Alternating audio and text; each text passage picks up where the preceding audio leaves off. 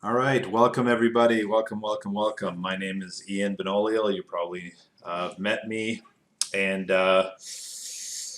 we're here at Number Cruncher, and we're going to talking about converting or migrating from all orders to order time. That's what we're about today. And so, welcome. Just so you know, we do these webinars both for all orders and order time on a bi-weekly basis. So definitely check in on our website to see what the next um, topic is. Uh, you can see our screen. Everybody can see the screen. So why we did the order time was basically, we wanted to transform our company into, or the software into, a web-based piece of software. That is really the, where the entire industry is going. And so, to have access anytime, anywhere, without having to go to either a remote desktop RDP or Citrix or anything like that to get directly to the data is one of the reasons. So here, for example, is a quote in order time. We'll just go ahead and show you that.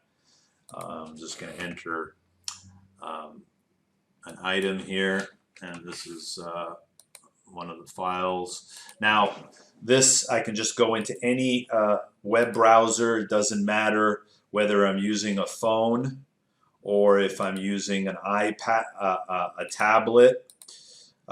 It'll render properly depending on the screen that you're using. So you don't have to go to, as long as you have an internet connection with any internet enabled device, you can get to order time without having to log into any computer. The second goal was we wanted to make it faster. The database is actually very fast in all orders. Believe it or not, in terms of the length of time, it's this grid, which is a Windows grid, and we actually load the entire items list or the entire sales order list or the entire ship doc list. Over the years, we have decided to implement also the lookup mode. The lookup mode basically in all orders allows you to just to look up what you're looking for instead of loading the entire list all in one shot. All right. But in order time, that's kind of default. So every list is only loaded partially. The maximum you can load is 500 records at a time, and we do the paging here, and then you can have the searching over here on any list, or you can use kind of the expanded filtering, which you can do up to five filters simultaneously, or you can use the handy search as well. Okay, so one of the other reason we wanted to make it faster, load faster, add items faster, etc., etc. And finally, we wanted to make the system easier to use and learn. It's a great system, but there are certain areas of the system that are a little bit techy. One of them is the reporting engine, and especially when you're trying to figure out sometimes the custom fields, what they are, why they're named in that way, and how do you add them, that type of thing. The only time in order time now that you see the custom fields is when you actually create a custom field. So, the custom fields could be calculated custom fields. So, for example, now you see the name of the custom field, but when I go to the item list or the reports or any other area of the system, I will no longer see those custom fields. I will actually see the name of the custom field that I can just add to the list. Okay, so we kind of made it easier to find information, easier to navigate, faster, and kind of more professional, more cohesive system. Okay. By the way, you can ask questions at the top, or just chat your questions in there. Michael already put that in. All right, so let's do just a quick kind of comparison. Now, what you're going to find in all orders and order time is essentially they use the same database. Structurally, they're the same program. Right? Because they use the same database, still sales order to ship doc, bill of materials, work orders, purchase orders to receiver, syncing this, with QuickBooks, all that kind of regular flow of data, of documents, ship doc, sales order, receiver, all that remains the same. What is obviously very different is the look and feel and a few functionality pieces, which I'm going to discuss right now. So all orders, in terms of the CRM, one of the other things that we wanted to do was add some CRM light CRM to the system, where salespeople can kind of, the front end can meet the back end. Salespeople can meet the people that are doing the purchase orders and shipping and stuff like that, without having to do too much. So in all orders, you can send an email, but in order time, we have the calendar, the tasks, the alerts, the logs, and just more there in terms of the CRM. So for example, if I wanted to go to, let's say, this particular quote, I can make a task for myself, right? So let's say I want to make a task to follow up on this quote, either for myself or for another user sometime in the future. Okay, so that's one. I can get a pop-up, or I can add an event. So let's say, meeting today at, today it's at 2 o'clock, 2:30, that we're doing this demo right now. So we can have that, and we can add invites. So the events go on the actual calendar, and then here you have your tasks over here. Okay, and I can, you can kind of roll this over here, and I can see all the schedules for all my users as well. Okay. So we have that. Now, all orders also has the repair order, and Josh is working feverishly on that, right, Josh? Well, that's scheduled for 2021. So if you're relying on the repair order, now's you're going to have to wait for that one. Consignment, where you have the count and it creates the ship doc. We kind of replaced that a little bit more elegantly on a sales order, where you can create a transfer from a sales order. We can talk about that. The allocation from the sales order, allocate stock without creating a ship doc. That's also scheduled for next year. Okay, that's in all orders right now. And then, in terms of, one of the main things that people have always asked for in all orders, is it possible to rename the labels or rename the fields, move things around? In all orders, we've come a long way, but it's still a little bit static, but in order time, it's customizable. And in terms of the QB sync, we sync with, order time syncs with QBD exactly the same way all orders did. But we obviously also have the ability to synchronize with QuickBooks Online and Xero. Okay. The question came in, do you recommend QB Online to go with order time? Not necessarily. That's up to you. You would have to compare whether you want to have everything online. But from our point of view, it doesn't matter. It does not matter which accounting system you use. Okay, well, look, one of the options of order time that all orders didn't have is you have the option to remove all the items, all the inventory items completely out of QuickBooks and just leave them in all orders. And then we sync with proxies, but the proxies with order time are non-inventory items. And then we record journal entries for the cost of goods sold and for the inventory transactions.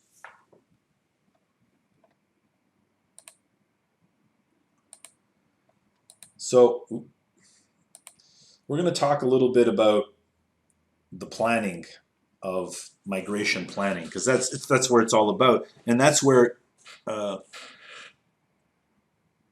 you can use proxies with, or the question was, can you use order time proxies? The answer is yes, you can still use proxies.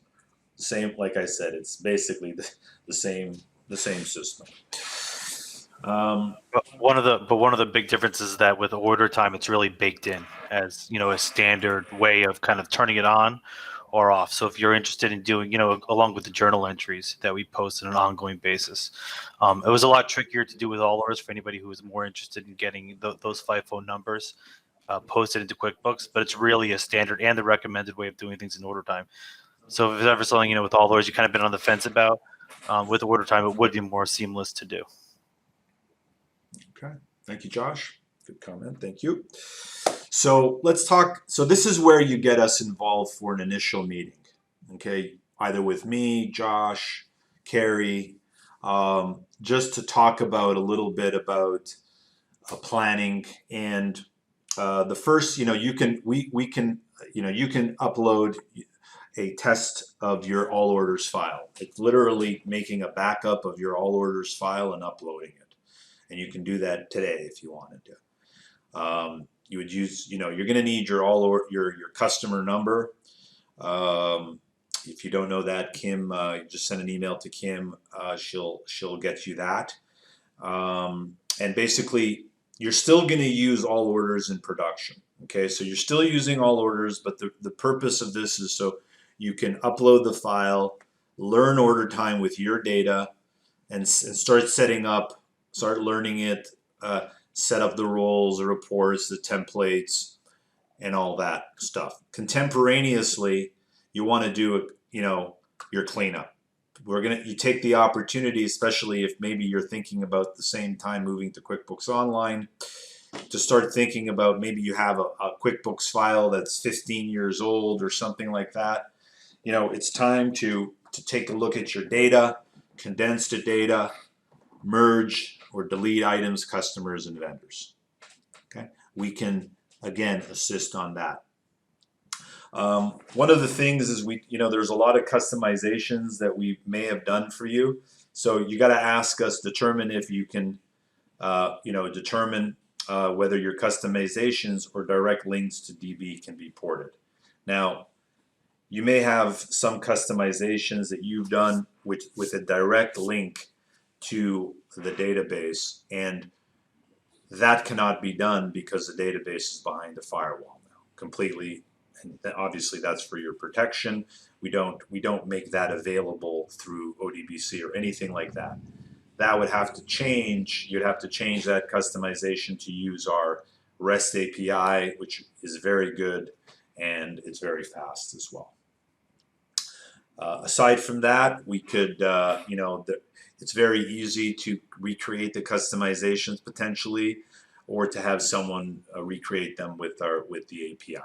Okay, if you do have, let's say, Shopify or any of the e-commerce integrations, those are all there. All the EDI integrations. We're still working on B2B Gateway, but SPS Commerce and True Commerce are there. So basically make sure that your customizations, your integrations will work with order time as well. Schedule training with us. So we always, at each new migration or each new installation of order time, if you've never used order time or been a customer, so we take you through an onboarding process. It's mandatory, where you learn best practices to use the system to maintain it properly. You should schedule that kind of advanced onboarding during the migration planning period, during the testing period. And then, most importantly, set a date. Let's say whatever, December 1st, January 1st. That way we can plan with you and make ourselves available to you when when you actually go live.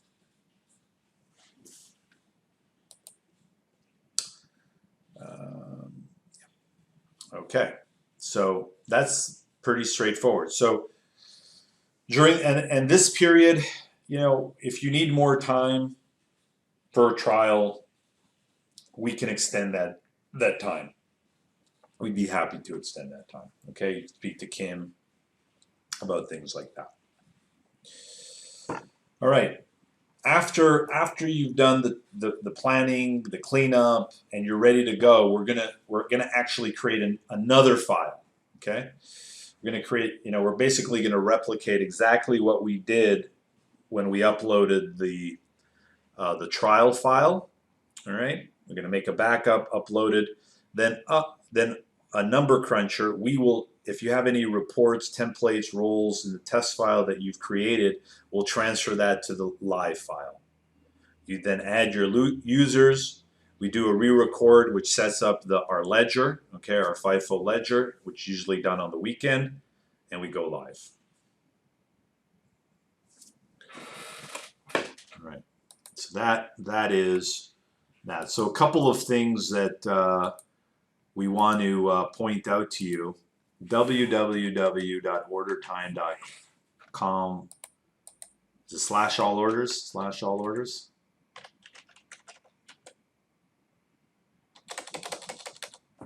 All right, well, I'll go to the bottom. Okay. All right. So here it is, /all orders. This is kind of a page dedicated to all orders customers, where you can get a lot of information about, the screen comparisons. You can take a look at, this is the way a work order looks like, and this is the way a work order looks there. You can look there, that's the way it looks there, etc., etc. Migration, in terms of how easy it is to migrate. So here are all the instructions for that. Okay, so you'll want to keep that link so you can refer to this as well. And in terms of the special offers, we do have until the end of this year. We'll probably extend that until a little bit more here because of COVID. That you have the first 3 months or 25% off if you do an annual, in terms of their special offer for you. So what I'm going to do is, with the remainder of the time, I'll open it up with questions, and I'll take you through a typical kind of walkthrough of creating a sales order and making that into a ship doc. Okay, so we'll just go ahead and do that. And so just as though I was using the system, someone typically taking a phone call from a customer would generally first go to the customers list. They would search, type in any part of the customer name. Let me log out of this. I'm not used to this file. This is my main file. Right. We'll go back to the customers. Type in any part of the customer name, right? Review the customer information. So this is more like your customer info in order time. There's also an item info. There's also a vendor info. You take a look, multiple addresses. There are your contacts, your attachments, the custom fields, the open activities, the items sold. Let me go to a customer that actually has some data. Okay, so items sold, the B2B cart, which is the replacement for All Orders Web, the purchase orders that are dropship purchase orders, payments, and refunds. All right, and So here you can merge, so you would go and create a new sales order or a new quote, and to edit a customer, you click the edit, and here's all the kind of the basic information about the customer. You save that, it goes back in here, the same type of thing. So I would go and create a new sales order like so. And this is the only time you're going to see save. All right. So enter the customer PO number, all the information here. Over here, again, you can move things around if I wanted to. Our 3 notes, our custom fields, and we go ahead and save. Like I said, this is the only time we're going to see save, because unlike in all orders where we take an entire document and save it all in one shot, because we're in a Windows environment and we have what's called state. In the web, we don't have state, so everything is incremental. We save, we update, we save, add another item, put in the quantity, and we're updating obviously at all times. Here is our, if anybody uses that, this is the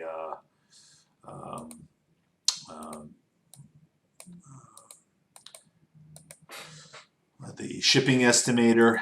We've got our discounts or taxes, and you can also add multiple payments. Again, with a credit card or with whatever you want. So again, all that functionality is there. Now, one of the main differences that you'll see right away is these statuses. So one of the huge difference, because in all orders there's no statuses, but you can create and these statuses really fit into where we're doing our approval or our roles and alerts and stuff like that. And we can use the statuses to communicate different things. For example, if you want to get approval, there's certain users that can approve an order. I can change the status to needs approval, create an alert for another user completely. They can approve it, and then they can mark it as approved. Okay. Different templates. All right. So you'll create your own templates, just like you have. It's a little bit easier in terms of creating your own templates. And you can see here that we have actually customization with DocuSign. If you want to send through DocuSign, you can also send that. Multiple contacts. And here again is our templates, which again you will create, and it's kind of like a mail merge. A mail merge attaches. You can even do individual attachments, etc. All right. So once we got some questions in chat. All right. Can you create a custom status? Yes. Actually, all these design and acknowledge are all custom statuses. Mm-hmm. And can we add multiple credit cards per customer? Yes. Oh, multiple credit cards per customer? No, we cannot do that. But still one credit card, just like all orders. Okay. And then are there kits in order time? There certainly is kits in order time. The same way that we have kits in, I can show you that.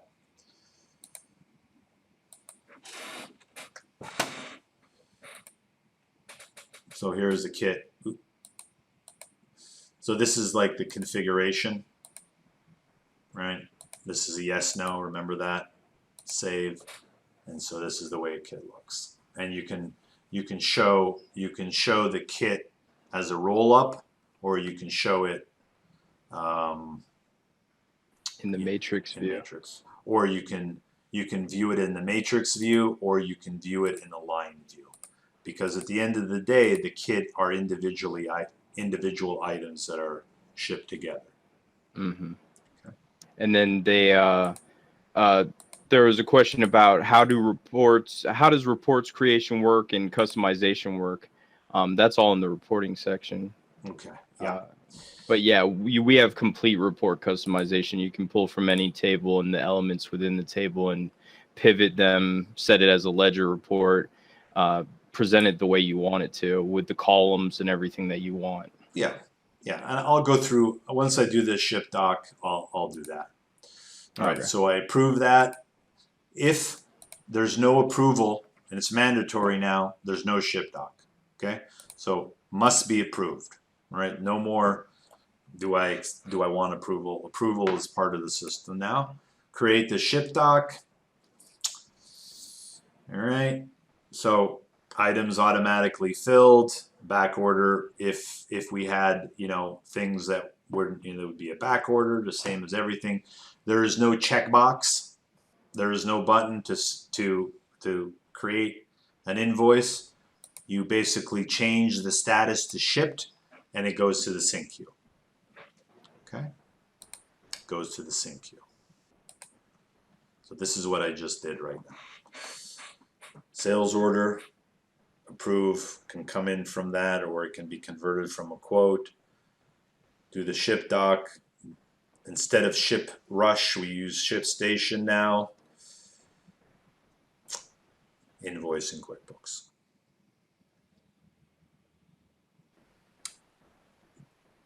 Some more questions coming in. Are emails sent through your server or ours?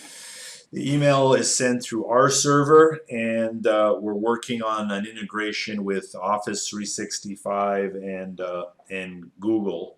Google Suite for integration with the email, so you can integrate it completely. But it comes from our server, and any email that's sent gets stored within the system. So, for example, I had sent this email. I can see, yes, in fact, I sent the email on this date, etc., etc. Mm-hmm. And are there any ways that a sales order in order time or a ship doc in order time is different than one in AO? Are there any times? Any ways that they are different, like the sales order and ship doc? They're pretty much identical to how they are in all orders, right? Yeah. Josh, anything in your experience? No, they're exactly the same. The real big difference with those types of documents is really just going to be the user interface when you're looking at order time. But we have the same ability to print out forms and templates for it, print out labels for it. It's the same structure where you fill your sales order onto ship docs. If you end up, poking around in order time and you go to the company preferences, you'll see a lot of your favorites in there as well, probably with the same names. So it'll kind of give you that sense of familiarity when you start to, try it out. Yeah. And the next question was about template and customization. Pretty much every template can be customized in the system, and most screens can be customized too. Yeah. So here are all the templates. Yeah. Okay. So let's say this one that I was using, I cloned one. I cloned the default, and then I go in and edit it. All right. So here's the editor. The design is actually, this is a CSS, believe it or not. If you're familiar with HTML, this is a CSS, so we can change the design just like that, believe it or not. We can actually create an exact replica of your all orders template in here if you wanted to as well. And then we add data. So there are 3 sections, and then there's a number of subsections. So, we just check off where we want that to appear and in which order. Okay. The same thing with the items. So here we have all our fields. Remember, you don't see any custom fields here, but there are custom fields, believe it or not. They're just words like tags. There's actually a custom field. And then if you wanted to have details, for example, if you wanted to show the kit config or the promise date or the styles, you would add that as well. So that's our templater. And then in terms of the reports, here is a report that would be very difficult to do in all orders, which is a pivot report, where we're taking the sales by rep, sales orders by rep by quarter. And so it's a pivot report. And so the way it works is we have groupings of data. In this case, the grouping of data is sales orders and quotes, and all the tables associated with so if I need a field, and you would have to call Carrie or Josh, you don't have to do that. All the tables are available for you that you can just drag in. So if I wanted to, for whatever reason, report on, include the items, and then once I have the tables, I just add my fields and I print it out. Okay, and I can export it, clone it, etc.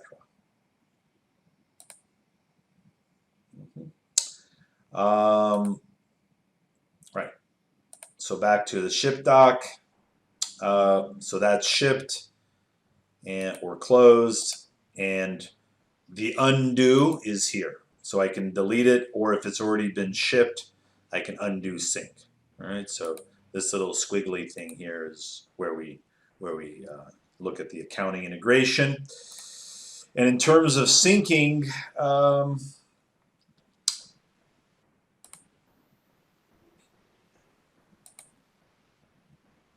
this is what's called the settings. You can set up a schedule, either daily or hourly. And what the schedule does, it creates sync jobs. And it basically looks at everything that's in your sync queue at that particular moment in time, takes them all and says, okay, we're going to sync this now. And so each sync job, you can see exactly what's been synchronized. Okay, it's a little bit different, a little bit more control on the syncing. Only one user would download, if you're using QuickBooks Desktop, would download the sync tool. So here it is. This is what the sync tool, and all it does is wait for a sync request from the server. Okay, and if I X out, it actually gets hidden in the taskbar. And there it is. I actually have to quit it to get to unload it from memory. Alrighty. All right, I'm going to go through some questions here. We spoke about currently using CRM. Okay, well, if you're using CRM, and using order time will be very, very easy for you, because it's basically, CRM was the start of order time, whereas home, sales, and reports, now, order time obviously adds the rest of this. And the question was, we create a sales order before even finishing entering the item will show up in the shipping warehouse. So sometimes the shipping manager ships half the order thinking it's complete sales order. All right, well, I mean, that's kind of a little bit of a workflow thing. The question is, how do you ensure that everything is shipped complete? The answer to that question is that you could set up on each sales order a field. We have a field for that, which would force you to, before you can mark a ship doc as shipped, to ship the order complete. Okay, this order has already been finished. So let me go to another order,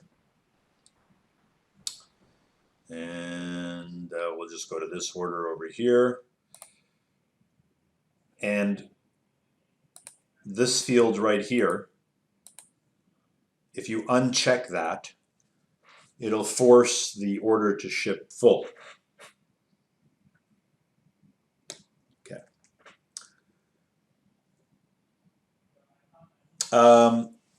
The next question is, does it work with shopping carts? The answer to the question is yes, it does. So the e-commerce integration, we've ported all, most of the e-commerce integrations that people use. Here they are. We are adding Square. And when Amazon lets us, we basically, right at the end of Amazon, they're holding kind of a critical piece of information from us, which is the address information. And Michael can talk a little bit more about that in a note. But we are going to add Amazon, and Square is also scheduled for 2021.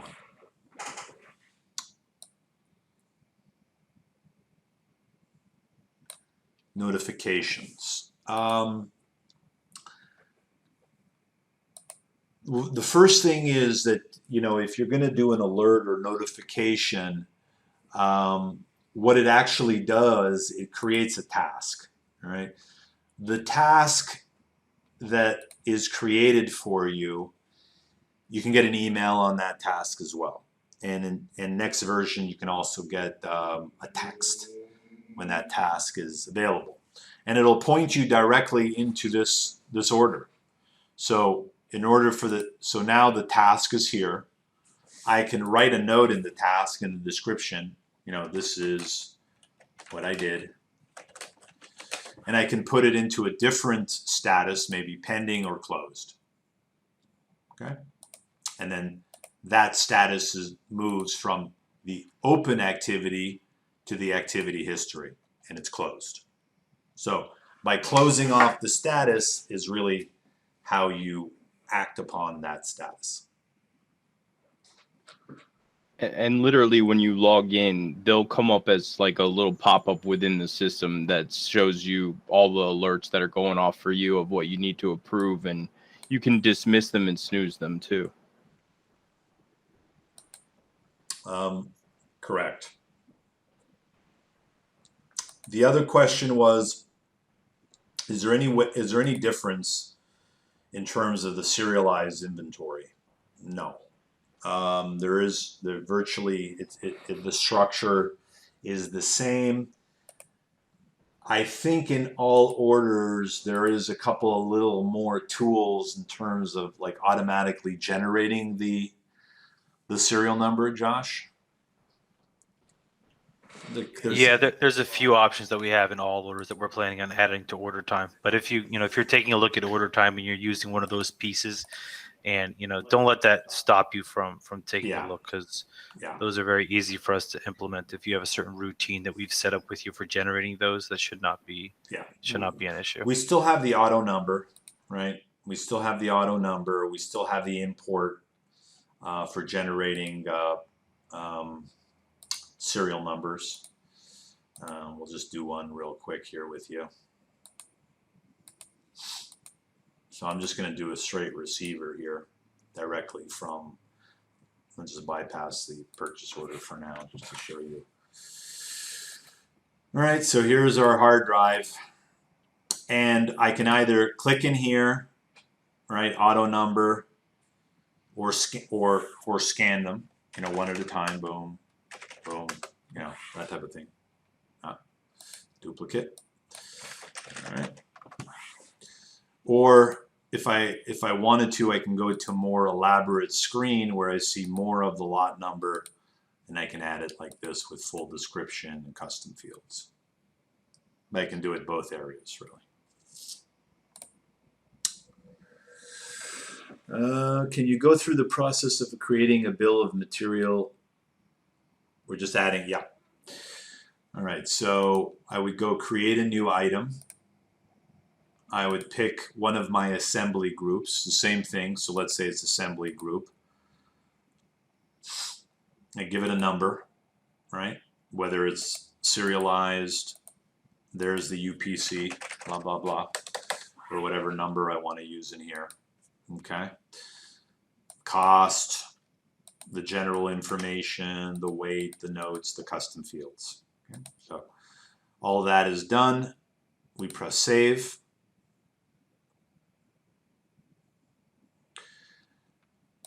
If I wanted to add the preferred vendor at this time, I would click that like so and add the vendor. So it's a little bit different. It's in a separate editor. Okay. And if I wanted to edit the bill of materials, I go edit bill of materials. The structure is already created for you with the default, which I call picking, and then I just add the components here.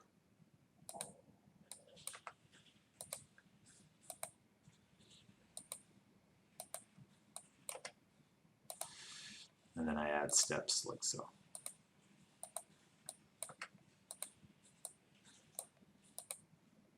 And more components. More steps, more components. Now, one of the things that we do have, I know you have that in all orders as well, but you could also have multiple versions and actually use those versions simultaneously on different on a work orders or disassemblies. So, we have a lot of situations now. Here's the pricing. You can actually change the pricing there. Batch quantity, percentages, all that good stuff. Okay. The access security features, in all orders, we had, your managed users here, and each user you would have to set up, this manually. So in order time, it goes by roles. So you set up a role, you clone a role if you don't want to use this one. Once you clone the role, you can go into the role, and then you have much more elaboration as to each area of the system that a particular role would allow it to be in, almost up to the field level. So for example, in this particular case on the sales order line item, we don't want this role to see the markup or the standard cost at all. And we don't want them to delete sales orders. Once you establish the role, then it's just a matter of assigning a role to a user. And when we're at here, you can see different time zones. This is filters for reps, and this time you can actually pick more than one rep and more than one location. All right, so this is the way the users are set up.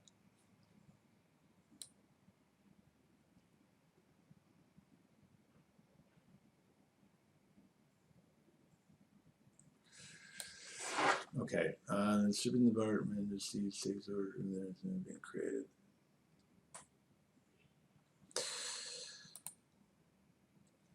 If you have an alert, the question is, we have an alert. We want to notify the shipping department when it's the order is ready to ship. Okay, so the way you can set that up is with the doc statuses. So I would just go and create another, ready to ship, and that's in the approved status. Okay, all right. So now I created that, and then I would create an alert. Here it is, ready to ship. All right, so and I would change status to ready to ship. All right, and I would send that to either a user or a user group, and that would send them an alert when you change the status. That's the way to do that.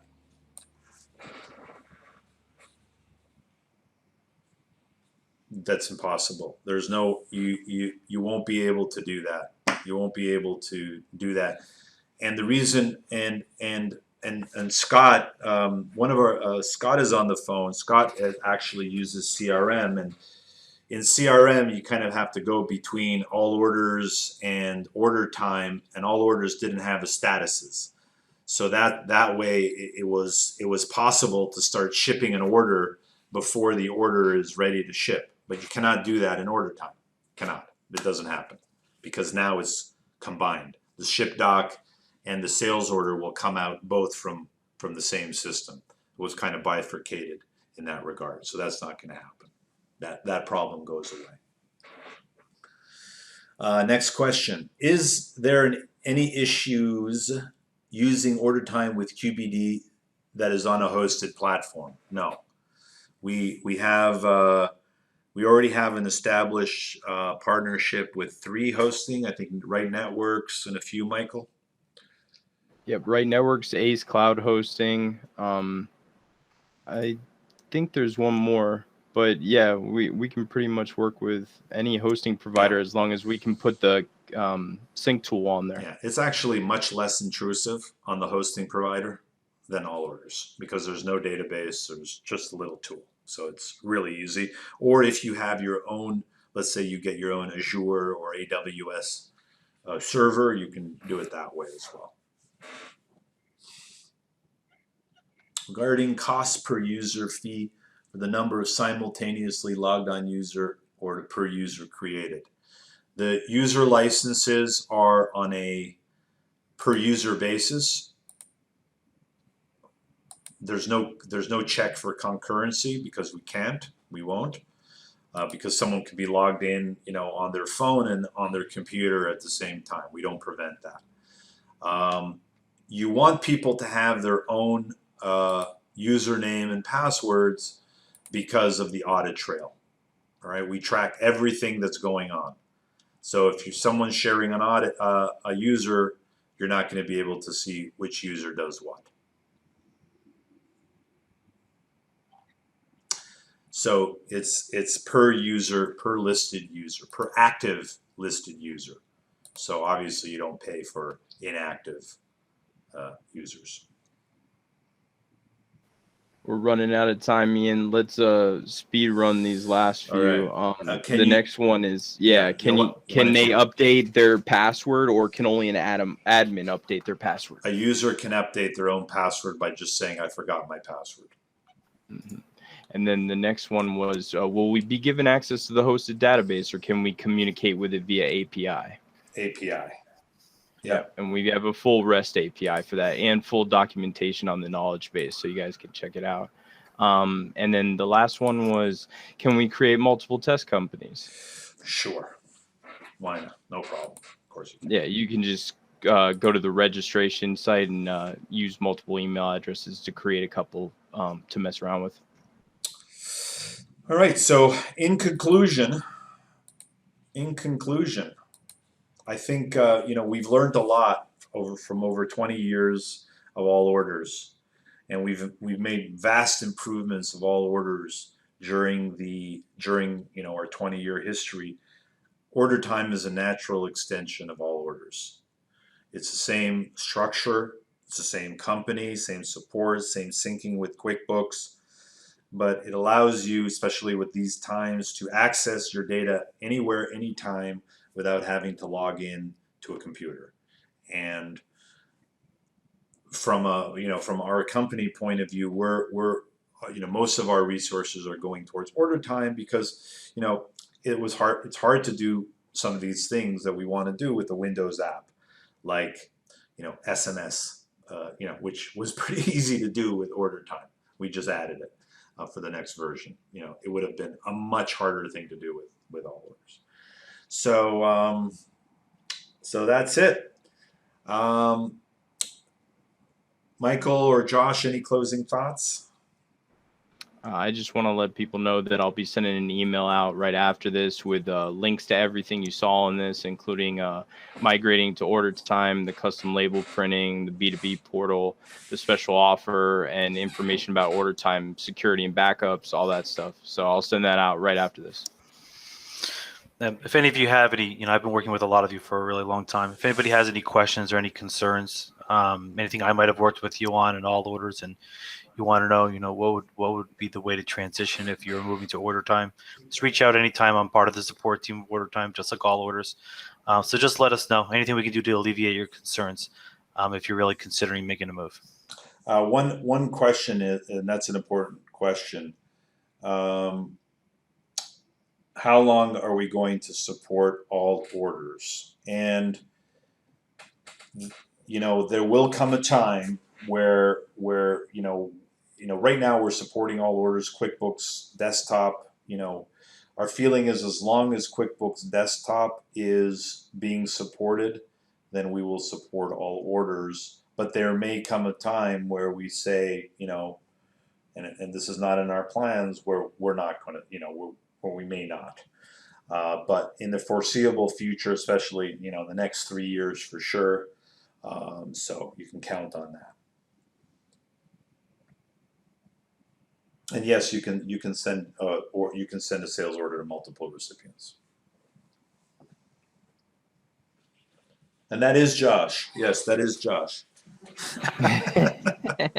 Okay, everybody. Well, thank you very much for taking the time today. It's a great response here. Feel free to reach out to any of us with any questions. Kim, Josh, myself, Michael, Carrie. And we'll answer any of your questions. It was great seeing your faces if you had cameras, and hope you're keeping well during this crazy time. All right, here we go. Thank you very much, guys. Have Take a care, good one. everybody.